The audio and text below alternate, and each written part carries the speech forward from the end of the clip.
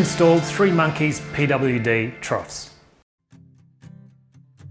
3monkeez PWD Troughs are the preferred design trough for public amenities, education and sporting clubs projects.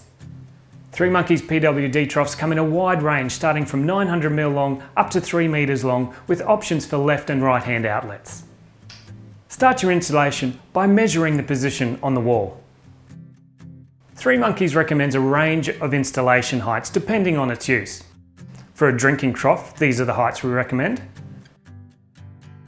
For a hand wash trough, these are the heights we recommend. Once you've marked your installation height, take your wall brackets and fix them to the wall. For smaller troughs, you'll have 2 wall brackets on either edge of the trough, and for larger troughs, you'll have a 3rd bracket right in the centre. Apply silicone around the edge of the splashback and simply slide the trough onto the wall brackets.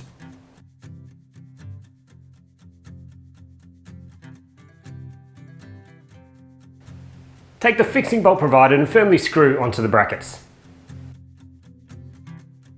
Fix your approved plumbing to the outlet and your job is done.